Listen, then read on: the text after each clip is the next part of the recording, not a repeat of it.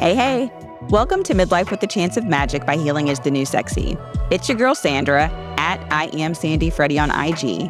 And this is my bi-weekly podcast where I share short personal stories and reflections dedicated to helping you embrace the messiness of midlife, the transitions, the questions, and those, is this a crisis moments, as opportunities to become the woman you were meant to be, reinvent yourself in a way that feels true to you, and boldly step into your next chapter with a little less mayhem and all of the magic. So let's do this.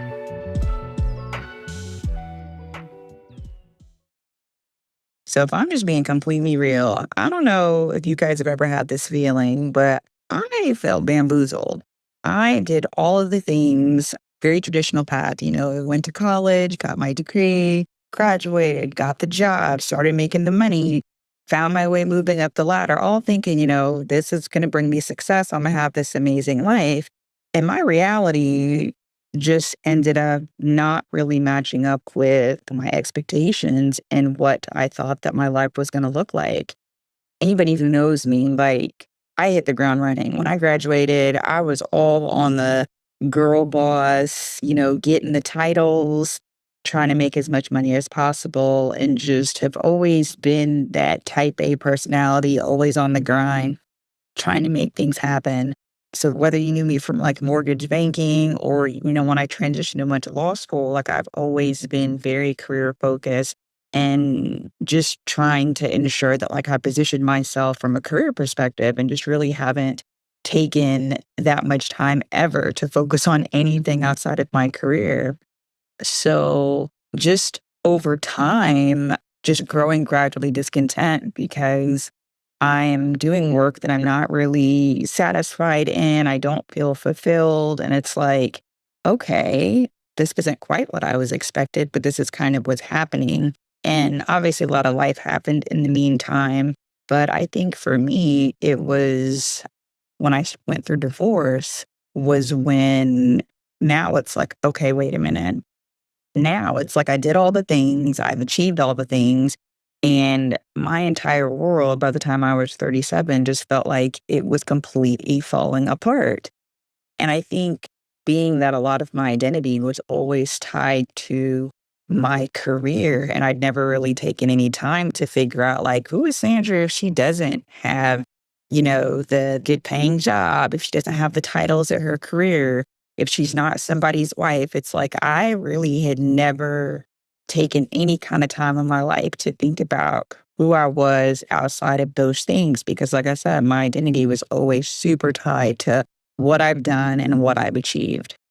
So when I got divorced, it was I'm 37 years old and I literally have to start completely from scratch.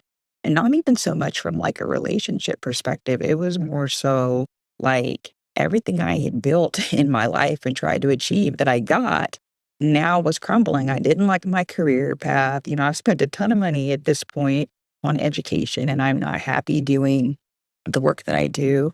And now I'm also getting a divorce. And so it's this entire person I built myself up to be in, this entire life that I had created just kind of just imploded. And I think for me, my divorce was more so a catalyst that I realized how I didn't really feel like I had an identity. I basically felt like I was in the middle of an identity crisis trying to figure out who I was, what was I supposed to be doing, because my entire life I pretty much had a roadmap. I knew what to do. I had the master plan and I followed everything to a T.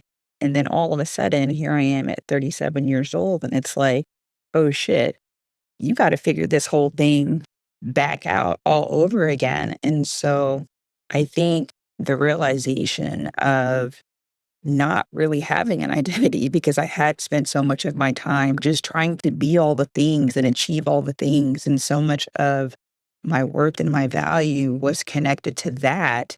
That was just a really hard experience to go through. And nobody ever talks about okay, we don't talk about personal growth. We don't talk about personal development. I mean, all we really talk about is how to survive and be successful in the world. And so when you find yourself in a space of just really feeling directionless and lost and no real path on how to navigate out of that, that ultimately kind of forced me into I had to figure that out for myself.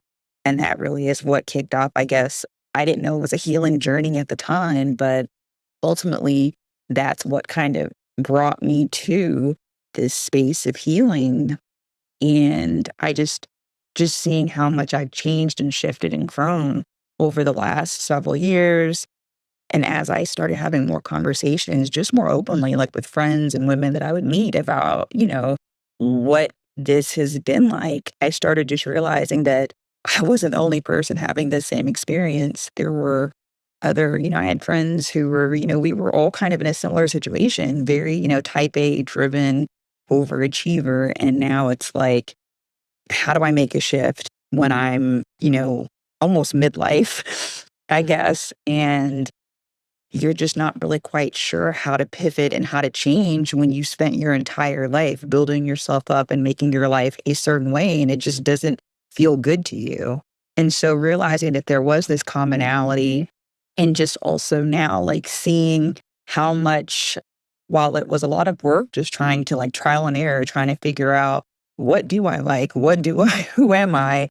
What do I desire in life? And like really asking myself the hard questions. I really, over the last several years, I've just seen the value of what that could do, how that completely can transform you when you just really commit to figuring out who you are. Because honestly, while we can try to achieve all of these things on the outside, if we're not focused on who we are, what we want, and we don't, and if we're not really, really clear on that, you could end up on a whole path that doesn't even fit anything about you, and it doesn't align. And so having to learn to do that work and just seeing how transformative it's been in my life and wanting to just make more of an impact is really what inspired me, that this isn't stuff that we learn in school. This definitely wasn't stuff that I learned, at home. And so it's like, where do you focus on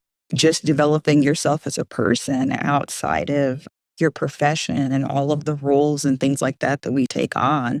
And I think that's the cornerstone of actually having a fulfilling and a good life. And so that ultimately is what brought me here. And I hope to help more women, navigate this process and be able to, develop their own path for personal growth and really just understanding themselves so that they could navigate their lives a lot better with more clarity, with more intention. And just really, I think it's about becoming the women that I think we're all intended to be. And life can be crazy. It's a lot of twists and turns, but we may need to pivot. We may need to make different decisions. But also, I think just ultimately having ownership and responsibility over our lives and directing it. And I think that's just really important to become the woman we are meant to be. And that's it. Thank you so much for listening to Midlife with a Chance of Magic by Healing is the New Sexy. If you enjoyed this episode, let your girl know.